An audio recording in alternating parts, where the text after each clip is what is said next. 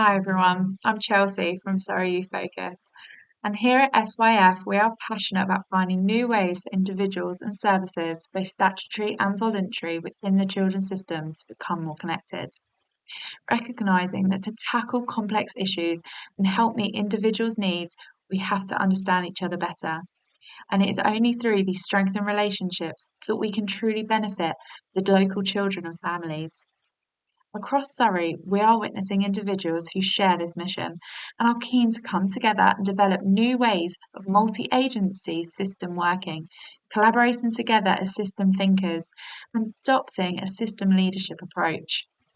System leadership isn't about leadership in an authoritative hierarchical sense, but more in an attitudinal approach that we can all adopt. It's about cultivating connections, listening deeply, aligning around a shared purpose, and empowering others. System leadership is about working together across organisational boundaries, considering who might be best to partner with, and how together you can support a positive change for children and families. These skills and approaches are ways of working we believe enable us to not only work together efficiently, reducing the siloed or single organisation approach, but to support each other and collaborating in a way that benefits everyone involved. In a moment, you're going to hear a short conversation between Surrey Youth Focus's Kate Nunes-Smith and Sam Morris, Leadership and Learning Lead at Surrey Heartlands, where they discuss system leadership and 8 key approaches which help us understand the characteristics of becoming a system leader. Regardless of which organisation you represent and whether you work frontline with children or work indirectly to support families, we can all become system leaders to benefit children and families in Surrey. By talking about the 8 principles that you and I have come up with together, independently. We both came up with very similar things, didn't we? And then we've joined them together. So first of all, do you want to talk about thinking in systems? I think it's very easy for us to, under huge amounts of pressure, people are very time poor. There's all sorts of pressure that comes from various governance structures or, priorities that actually you just dive into to what's in front of you without really taking time to consider all the different perspectives, the different connections, the relationships, the cultures, the the challenges, the opportunities that are all at play in that wider system world. So I just think giving ourselves the time and space to take a step back from the immediate issues that are going on in front of us and really considering the wider system context and not just our own wider system context and perspective, but actually the other stakeholders and crucial people, including the community and residents. What are they making of the system world? What does it mean to them? And really giving ourselves that space to consider it when we're looking at making improvement and developing services. Yeah, so asking ourselves questions like, who else is serving the same cohort of citizens? Who else is this citizen interacting with? And what would make their life easier? Those sort of questions, and then reaching out, to some of those people, which is some of the things we come on to next, which is talking about cultivating trust and relationships. Yeah, so for me, this is a really important one. And we do a lot of development with people around how they can develop trust. We talk about the trust equation and relationships, and actually we position it as a sort of real investment, giving people some specific skills. So we talk about levels of focus. How often do you go into meetings and interactions with people and you're not really focusing on what they're saying or trying to understand their perspective, trying to understand their worldview. You're thinking about the next thing on your agenda, on your mind that you want to get across to them. And I think there's a real opportunity to improve the way that we interact with each other and improve how we can develop reciprocal relationships where, Kate, I'd like to think the reciprocal relationship we developed has become really strong over quite a short period of time. You recognize there are things that you can achieve through working with me, and I recognize there are things that I can achieve through working with you. And and I think there's a great opportunity to develop that much more. But it takes investment. It takes huge amounts of effort, commitment, time, you know, organising space and opportunity to get together with people to develop the relationships, to understand what makes them tick, to understand what their challenges are, to really listen and focus in on what's being said, and more importantly, what isn't being said. So they're the things that I consider in terms of that cultivating connections. Yes, and I think you've moved us on a bit as well to the third one around listening deeply, which is, there's something there about understanding multiple perspectives, as you've said, and making sure the right people are in the room to give, you know, don't just go and listen to the voices you want to listen to the voices that you don't want to listen to. But also the point about root causes and hidden challenges. When you set out to solve a problem, you've got to make sure you're solving the right problem, and you can only solve the right problem if you understand what that problem is.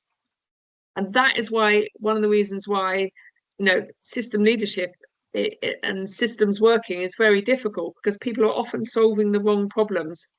They're solving the one that's apparent in front of them and not digging down deeper. So a load of time and effort and resources goes into solving something that turns out not to work in the end, because they hadn't fully understood the issues. You know, a classic example of that would be where people think that a directory is going to work, but actually people need relationships and warm handovers, need looking after, nurturing in order to go to a service, and just handing them a leaflet or pointing them to a directory, you know, doesn't have the response that we hoped it would have. So shall we move on then to our fourth one, which is holding steady in complexity? Would you like to talk a bit more about that one? Yeah, I would. I think this is something that that we need our system leaders to do, to show that sort of level of resilience around the complexity, and let's be frank, sometimes the chaos isn't necessarily going to go away. And I think there's an element of of holding steady within that space, and trying to not be overwhelmed and consider what you know, what can still be achieved, where are there opportunities, where are there opportunities to learn from that that difficult scenario. I'm not trying to be flippant, because I do recognize how challenging that can be, and the pressure that creates. But I think it's just the reality of the modern world that we work in. You know, systems are complex, chaotic, always changing, and I think you know, the more equipped and comfortable people are with dealing with those system environments, the better they will be. You know, and I think, you know, I'm seeing the wording here, thinking about the bigger picture, being courageous, and always having that in mind. What are we in purpose of? What are we really trying to achieve? Will help us in those environments and situations where it does feel overwhelmingly complex. Yes, and I think the point about celebrating small achievements, you know, where you just notice things have shifted a bit, you notice a change, people are behaving differently, something different is happening, is an important part of that. So shall we move on then to modeling humility and curiosity? This is a particular favorite of mine, this one. Oh, go on. You have to say now. What is it about that, Kate? That it's the curiosity piece. There is something about, there's lots and lots of, I think when I was about 20 or 21, I came out of university. I kind of thought I knew it all, and I thought, you know, I'd kind of learnt what I needed to learn in life.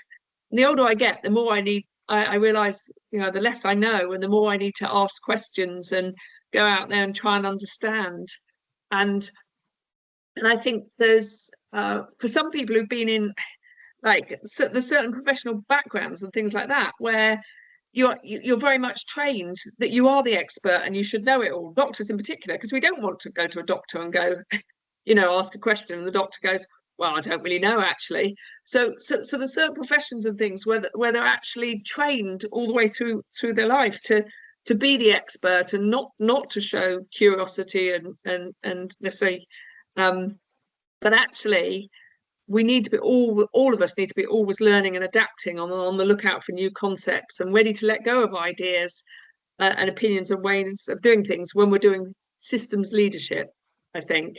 I a risk of having offended a number of people with the statement there, but about you know, certain professions, but that is the case, that, you know, that's what's been asked of them for years and years and years, but sometimes a different approach is needed. I don't know if you've got anything to add to that, Sam.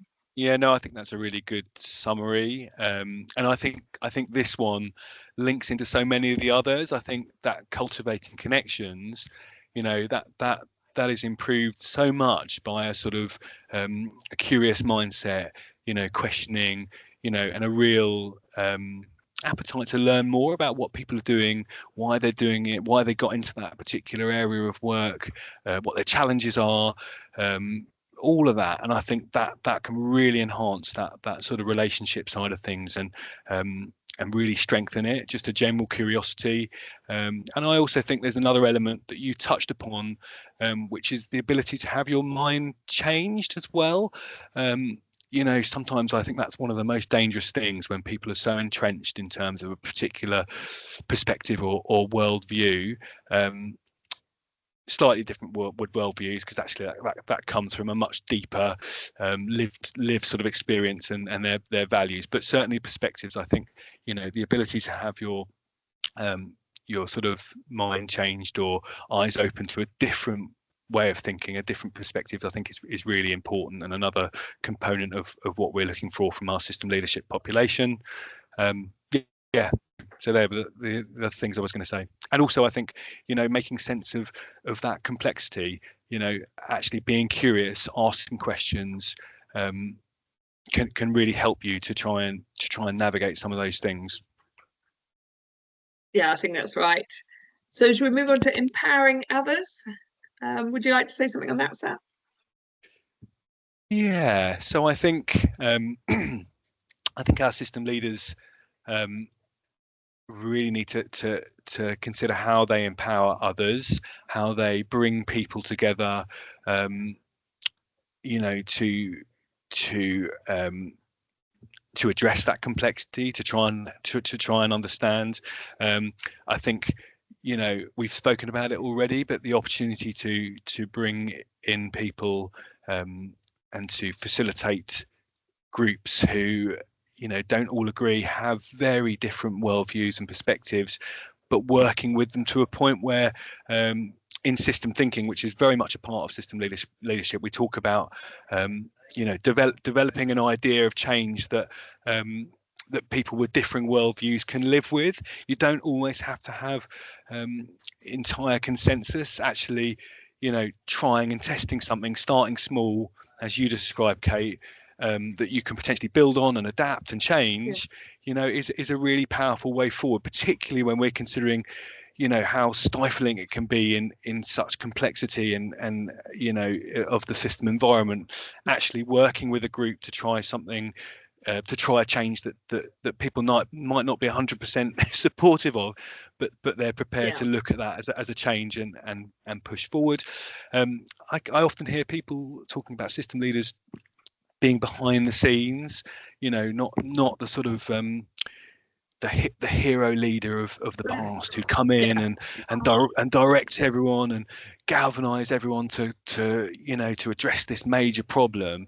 Actually, it's so much more subtle than that. It's a recognition of sort of distributed leadership, that actually people from every sort of background and experience, you know, from those who are working very operationally, right through to people who've got huge amounts of experience, through to the apprenticeship who's 3 weeks into their role, that they all have an experience, a perspective, a skill set that can contribute, and it's about harnessing that. And yeah, as I say, system leaders, I think need to take on that sort of result, that role as a facilitator or an enabler of others.